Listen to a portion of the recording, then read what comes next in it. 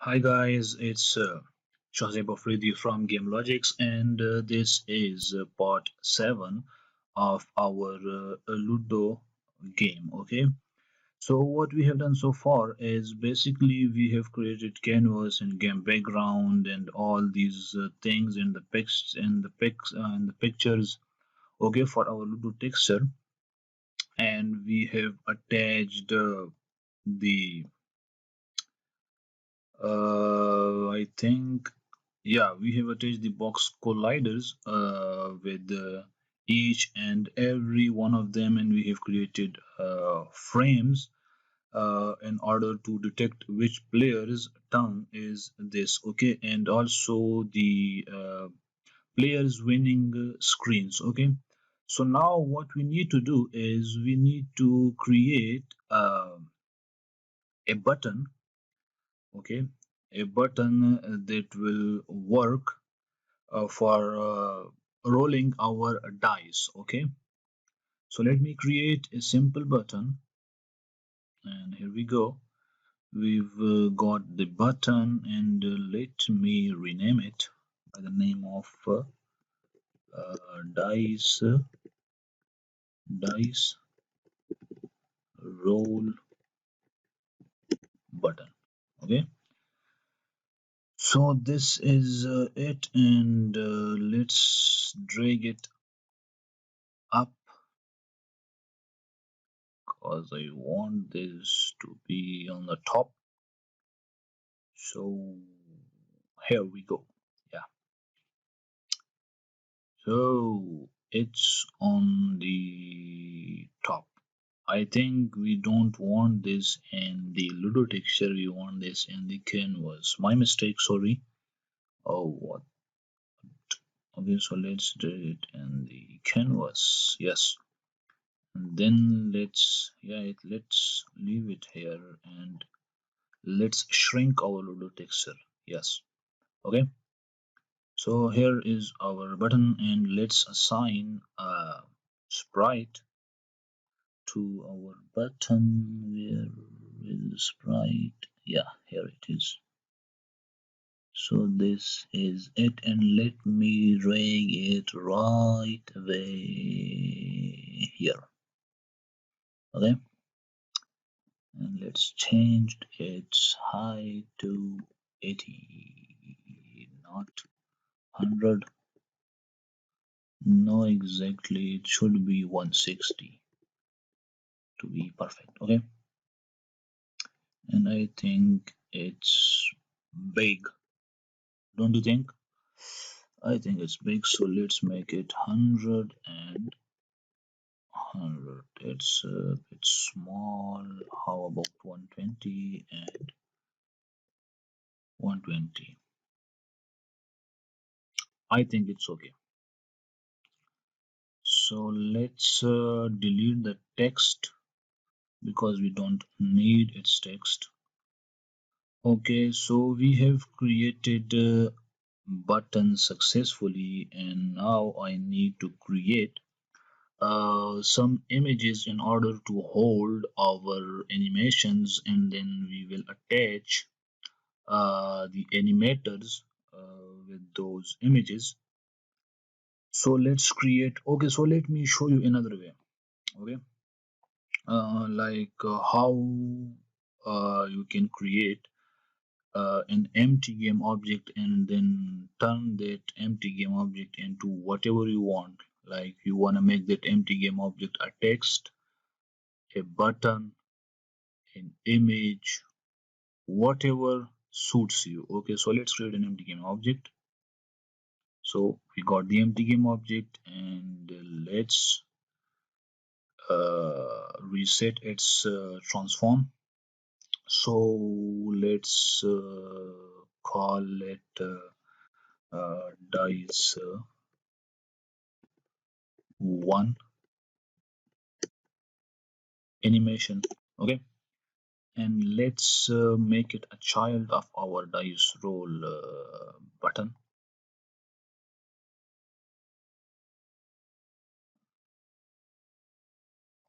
Okay, and then reset its transform again so that It comes right to, so it will get the transform of its parent. Okay, that's the basic idea. And let's make this empty game object and let's transform it into an image. So the simple way, attach the image. So it has be so it's now it has become an image. Simple as that. And let's assign the sprite 1. Okay,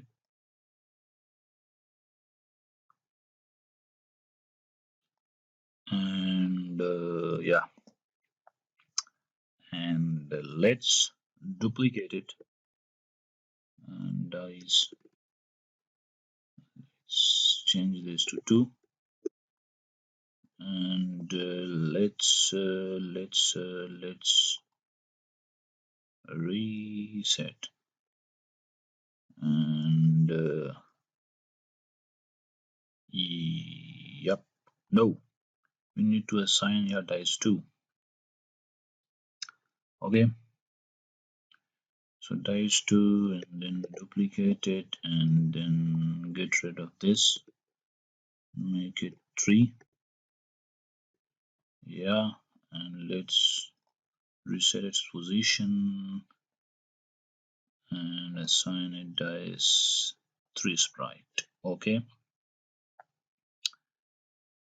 and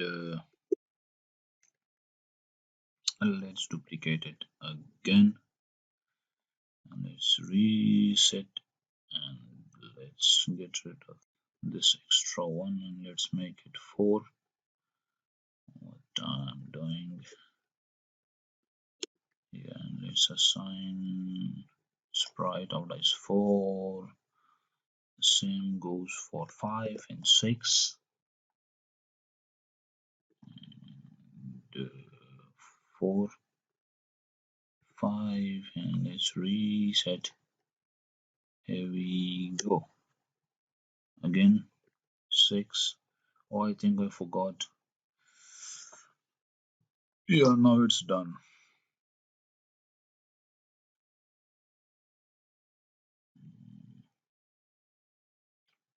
Let's make it 6. And we have created all the images for our dice.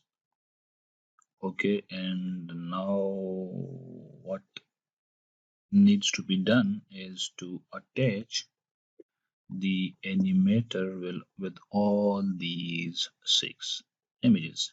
Yes, okay, so it's done. And I will work on the animations part later. Okay, when we are done with the GUI part. Okay, so some things are still left and which are our,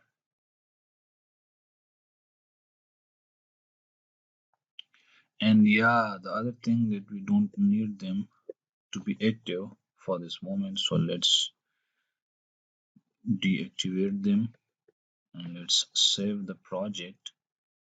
And now what I need to do now, we need to create players.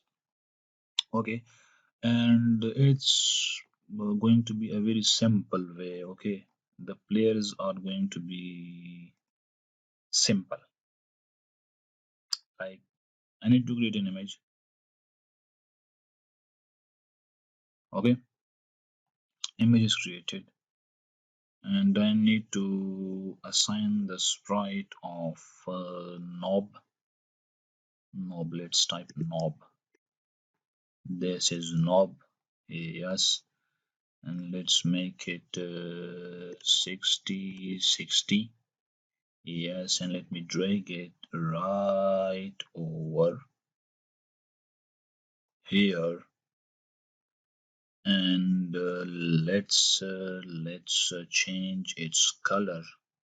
How we are going to do that to make it exactly red is this way. Like, you will click on this icon here, like a brush, and then select this, and as you can see, it's done. Okay, so let's call it red player 1.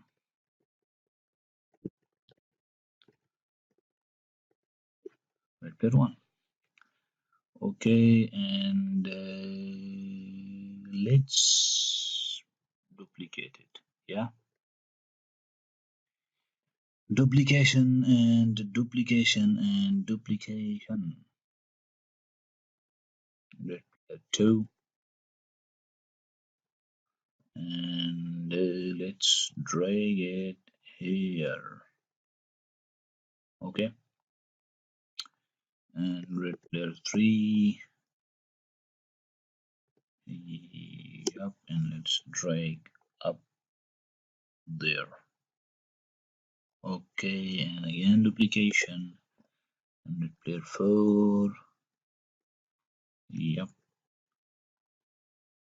and let's drag it right here. Okay, so we have created our red players, all of them.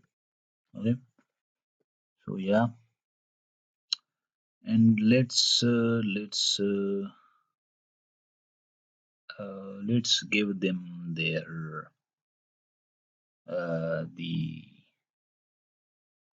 circles. Like, it will help us, like which players are in their homes or houses and which are out, and it will be also uh, good for the looking purpose. Okay, like they will look really awesome. Okay, so let's give them their, where are they? Yeah, colorful circle, they are there. Yeah, this is the thing I was talking about. So let's create. You can create an empty game object, or you can create simply directly an image. It's all up to you. Okay, and I created an empty game object, and let me name it colorful border or colorful circle, whatever you wanna name it. It's totally freedom. Okay, it's totally up to you.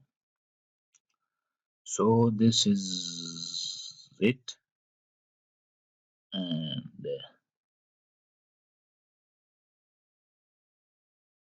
sprite is going to be which one? This one. Yeah, sprite is going to be this one, and let's I think let's make it a bit smaller. Yeah, I think 90 will be perfect. Yeah, and let's give it the same color as we have given to its player. Perfect. Okay, and I made a huge mistake, and that is I should have created it first and then duplicated it. My goodness. Yeah, but we can do the other way around, like this. Seems to be the. Oh yeah. Okay. So now you will learn another trick. Okay. Now you can learn another trick by, like, I have duplicated this thing, and I drag it. I made repair to its parent. Okay, of this colorful border, and you can see it's not appearing here. Okay, so let's first get rid of this extra one thing. Okay, and now I want you to observe this thing very with a proper focus. Now what you can do is to make it this colorful circle here. What we will do, simply we will reset its transform. Here we go. See how we got our thing, and it's a bit uh, bigger because of its width and height. So I think that you learned this thing, okay? So it was actually good that I forgot, okay? Because you learned a new thing, okay? So the same thing, okay? So now it's child, this colorful pile is child of this red player 2. So now let's make a child of red player 3 and let's get rid of this extra one and let's reset its transform. Before this, yeah, so it's now 90, okay, because we copied this one, okay, it's a duplicate of this one, so now it's okay. So let's reset it and it got where it belonged, okay. So let's get rid of this and yeah, okay. So the same way for player 4 and let's get rid of this and reset it. So we have successfully created our uh, red players. Yeah, yeah, we have successfully created them. Oh, it's again 100 and 100. Why is that so? It shouldn't be, but anyway, it's some kind of Unity stuff. I don't know. Let's make them 90 and 90. So now it looks perfect. Okay.